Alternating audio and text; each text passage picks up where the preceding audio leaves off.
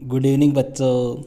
देखो बच्चों, आज की अपनी जो क्लास है, इस क्लास में अपने चर्चा करेंगे बोर्ड एग्ज़ाम 2024 जो है इसके लिए अपने इतिहास का जो 9वां चैप्टर है। चैप्टर का नाम है भैया उपनिवेशवाद और देहात। इस चैप्टर के भैया अपने बोर्ड परीक्षा की दृष्टि से बनने वाले जो महत्वपूर्ण क्वेश्चन है, जो मोस्ट क्वेश्चन है, जो इम्पोर्टेंट क्वेश्चन है, उन क्वेश्चनों की चर्चा आज की अपनी इस क्लास में करेंगे। देखो, चर्चा करने से पहले अपने इस बार का जो ब्लूप्रिंट है 2024 का, इस ब्लूप्रिंट के अकॉर्डिंग भैया अपने इस चैप्टर से दो तरह के प्रश्न आएंगे। दो तरह के प्रश्नों में दो प्रश्न तो आएंगे आपके छोटे एक एक अंक वाले, और दो प्रश्न आएंगे आपके दो दो अंक के। मतलब इस चैप्टर से इस बार 4 क्वेश्चन आएंगे और कितने नंबर के आएंगे? 6 नंबर के आएंगे। क्लियर है? अब यह यहाँ पर अपना ये जो क्लास है, इस क्लास में अपने ओनली उन क्वेश्चनों की बात करेंगे जो अपने एक एक नंबर के आते हैं। मतलब इस वीडियो में अपने ओनली छोटे क्वेश्चनों की चर्चा करेंगे। जो दो दो अंक वाले क्वेश्चन हैं उनकी चर्चा अपने नेक्स्ट वीडियो में करेंगे। तो अपने स्टार्ट करते हैं। काफ़ी अच्छे क्वेश्चन है। देखो, फर्स्ट क्वेश्चन है आपके सामने भैया, इस्तमरारी बंदोबस्त कब लागू हुआ? देखो भैया, इस्तमरारी बंदोबस्त लागू हुआ था अपने 1793 ईस्वी में। ध्यान रखना, देखो इसी को अपने स्थायी बंदोबस्त के नाम से भी जाना जाता है। ध्यान रखना है अपने को, ठीक है। और यह सबसे पहले कहाँ पर लागू हुआ था? बंगाल में लागू हुआ था। ये भी अपने को पूछ सकते हैं। किसके द्वारा लागू किया गया भैया? एक अंग्रेज अधिकारी था जिसका नाम था लॉर्ड कॉर्नवालिस। लॉर्ड कॉर्नवालिस, इसके द्वारा भैया यह बंदोबस्त लागू किया गया था। देखो, कुछ भी पूछ सकते हैं। अपने को ऊपर नीचे आगे पीछे से हर तरफ से क्वेश्चन को कवर करना है। तो इस्तमरारी बंदोबस्त हो गया, इसी को स्थायी बंदोबस्त कहते हैं। यह 1793 ईस्वी में लागू हुआ और लॉर्ड कॉर्नवालिस के द्वारा इसे लागू किया गया था। और सबसे पहले कहाँ पर लागू हुआ था? बंगाल में लागू हुआ था। क्लियर है? सेकंड क्वेश्चन की बात करते हैं। सेकंड क्वेश्चन है भैया अपनी, दक्कन दंगा आयोग की रिपोर्ट ब्रिटिश संसद में प्रस्तुत की गई, कब की गई थी? ऑप्शन है 1870, 1875, 1878 और एक ऑप्शन है अपने 1980। तो भैया जो दक्कन जांच आयोग की रिपोर्ट है वह पेश की गई थी अपने 1878 ईस्वी में। दक्कन में देखो विद्रोह फैल गया था। विद्रोह फैलने के ऊपर फिर इसके सरकार के ऊपर दबाव आया तो सरकार ने इसके लिए एक जांच आयोग का गठन किया था। और वही जांच आयोग जो था उसका नाम क्या था? दक्कन दंगा आयोग। और इसने 1878 ईस्वी में अपनी रिपोर्ट पेश की थी। और रिपोर्ट में इसने दंगा फैलने का कारण बताया कि ऋणदाता और साहूकार द्वारा जो है वो अन्याय किया जा रहा था, जिसकी वजह से यह दंगा फैला था। नेक्स्ट क्वेश्चन की बात करते हैं भैया। देखो, ये सभी क्वेश्चन जो मैं आपको बता रहा हूँ ये अपने बोर्ड परीक्षा में ऐसे क्वेश्चन हैं जो बार बार रिपीट होते हैं, बार बार पूछे जाते हैं।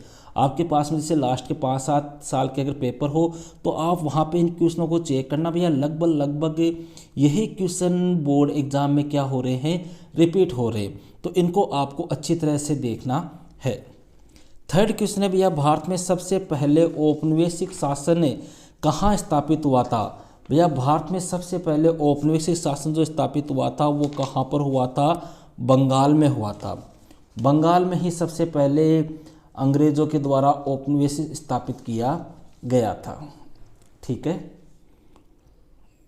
क्वेश्चन नंबर 4, अच्छा क्वेश्चन है भैया, बहुत बार एग्जाम में आता है। अमला क्या था? अमला किसे कहते हैं भैया? देखो, राजस्व कौन लेते थे? थोड़ा सा समझो, राजस्व कौन लेते थे? अंग्रेज।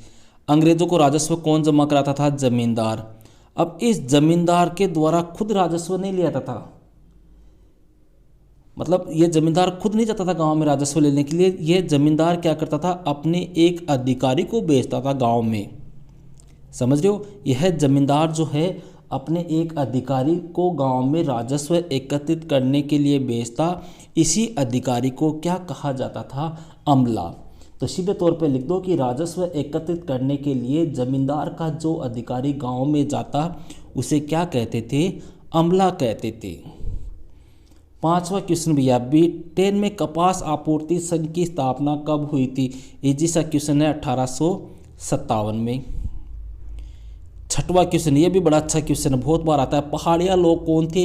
ये किस प्रकार की खेती करते थे? पहाड़िया लोग कौन थे? पहले बात तो देखो भैया औपनिवेशिक काल में राजमहल की पहाड़ियों के आसपास रहने वाले लोगों को क्या कहते थे? पहाड़िया कहते थे। कौन सी पहाड़ियाँ? राजमहल की पहाड़ियाँ। ठीक है। अब पूछा है यह किस प्रकार की खेती करते थे? भैया ये झूम कृषि करते थे, झूम या झूमिंग कृषि। अब झूम या झूमिंग कृषि कौन सी होती है? भैया जंगल का कुछ हिस्सा साफ करते, उसको काट पीट के, पेड़ पौधों को काट पीट के, घास फूस को जला के उसको साफ करते, वहाँ पर जो खेती की जाती उसको बोलते झूम खेती। ठीक है। वहाँ पे 2-3 साल खेती करते, फिर दूसरे स्थान पे चले जाते, फिर वहाँ पर पेड़ पौधे घास फूस को काट पीट के जला के फिर वहाँ खेती करते। ठीक है। 7वां क्वेश्चन, ये भी अच्छा क्वेश्चन है, 2015 में पूछा हुआ है ऐसा का ऐसा कि कुदाल एवं हल किन लोगों के जीवन का प्रतीक था? भैया कुदाल तो जो था वो तो था पहाड़िया लोगों का। ठीक है। कुदाल तो किनका था? पहाड़िया लोगों का। और जो हल था वो था भैया संथालों का। ध्यान रखना है, कुदाल पहाड़ियों का। देखो कुदाल में 3 अक्षर है, हल में 2 है, तो जो नाम बड़ा है उसका बड़ा आंसर है, जो छोटा है उसका छोटा आंसर है। कुदाल पहाड़ियों का, हल संथालों का। नेक्स्ट क्वेश्चन आता है भैया, ये भी अच्छा क्वेश्चन है, सूर्यास्त विधि या सूर्यास्त कानून क्या था? देखो जमींदार जो होते थे भैया वो ईस्ट इंडिया कंपनी को क्या करते, एक निश्चित तारीख को सूर्यास्त तक राजस्व जमा करवाते थे। मतलब जैसे मान लो जमींदारों को 1 तारीख तक राजस्व जमा कराना है। ठीक है। तो 1 तारीख को वो सूर्यास्त तक राजस्व जमा कराते थे। राजस्व जमा न होने की दशा में उनकी जमींदारी क्या कर दी जाती थी? नीलाम कर दी जाती थी। इसे ही सूर्यास्त विधि या सूर्यास्त कानून कहा जाता है। ठीक है। ये हालांकि ये मेरा आपको अच्छी तरह से पढ़ाया हुआ है, आपको नोट्स भी अच्छी तरह से लिखाए हुए हैं। तो अपने सीधे तौर पे अगर परिभाषा तौर पे सीधा डायरेक्ट लिखना चाहें तो कह सकते हैं कि जमींदारों द्वारा ईस्ट इंडिया कंपनी को एक निश्चित तारीख को सूर्यास्त तक राजस्व जमा कराना अनिवार्य था। राजस्व जमा न होने की दशा में उनकी जमींदारी नीलाम की जाती, इसे ही सूर्यास्त कानून कहा जाता। ठीक है। अगला क्वेश्चन है भैया, संथाल विद्रोह का नेता कौन था? यह भी बहुत बार आता है भैया। संथाल विद्रोह का नेता जो था उसका नाम था सिद्धू मांझी। क्या नाम था? सिद्धू मांझी। अगले क्वेश्चन की बात करते हैं भैया। टोटल अपने 15 क्वेश्चन कलेक्ट किए हैं। अगला है बम्बई दक्कन में प्रथम राजस्व बंदोबस्त कब किया गया था? बम्बई दक्कन में भैया प्रथम राजस्व बंदोबस्त किया गया था, वो किया गया था 1820 ईस्वी में। नेक्स्ट क्वेश्चन है, बंगाल में बड़े जमींदारों की संपत्ति नीलाम क्यों कर दी जाती थी? अभी बताया था ना मैंने आपको, सूर्यास्त कानून, वही आंसर हो जाता था। ठीक है। तो अपने आंसर लिख सकते हैं कि बंगाल में बड़े जमींदारों की संपदाएं इसलिए नीलाम कर दी जाती क्योंकि जमींदार पूरा राजस्व जमा नहीं करा पाते थे। अगर वह राजस्व जमा नहीं करा पाता तो उसकी संपत्ति क्या कर दी जाती? नीलाम कर दी जाती। नेक्स्ट क्वेश्चन है भैया, बंगाल में धनी किसानों को किस नाम से जाना जाता था? भैया बंगाल में जो धनी किसान होते थे उन धनी किसानों को अपने जोतदार कहा जाता था। ठीक है। बंगाल जो था उस बंगाल में धनी किसानों को अपने किस नाम से जानते थे? जोतदार के नाम से जाना जाता था। नेक्स्ट क्वेश्चन की बात करते हैं अपनी जोतदार। हाँ, जोतदार, कोई दिक्कत नहीं है। 13वां क्वेश्चन है अपनी 5वीं रिपोर्ट ब्रिटिश संसद में कब पेश की गई? ये क्वेश्चन अपने जो माध्यमिक शिक्षा बोर्ड के द्वारा जो मॉडल पेपर आया था उसमें भी एक क्वेश्चन था, कब पेश की गई थी? 1813 ईस्वी में। नेक्स्ट क्वेश्चन है भैया, दामिन एक को है, ये भी अपने मॉडल पेपर में था। ये क्वेश्चन ध्यान रखना, दामिन एक को है वाला क्वेश्चन जो था वो अपने मॉडल पेपर में भी आया था और ये आपकी परीक्षा की दृष्टि से भी काफ़ी महत्वपूर्ण है। देखो कब की बात है भैया? 1832 की बात है। 1832 में अंग्रेज़ों ने क्या किया कि जो राजमहल की पहाड़ी के क्षेत्र में एक ज़मीन का बड़ा भूभाग, कब की बात है? 1832 में अंग्रेज़ों ने राजमहल की पहाड़ियों के पास में एक ज़मीन का बड़ा भूभाग जो है वो किनको दे दिया, संथालों को दे दिया कि यह आपके लिए है, आप यहाँ पर रह सकते हो, ठीक है, और वहाँ पर कृषि कर सकते हो।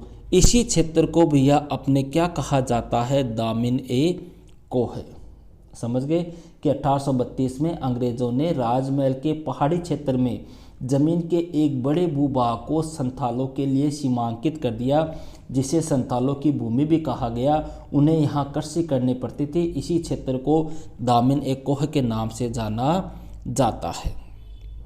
अंतिम क्वेश्चन है भैया, ईस्ट इंडिया कंपनी ने किस संधि के द्वारा बंगाल के दीवानी अधिकार प्राप्त किए थे? वह कौन सी संधि थी भैया जिसके द्वारा ईस्ट इंडिया कंपनी, देखो ईस्ट इंडिया कंपनी कौन सी है, अपने अंग्रेज़ों के द्वारा बनाई गई एक कंपनी थी। भारत में व्यापार करने के लिए यह कंपनी बनाई गई थी। तो भैया ये अधिकार जो है किस संधि के द्वारा बंगाल के दीवानी अधिकार प्राप्त किए गए?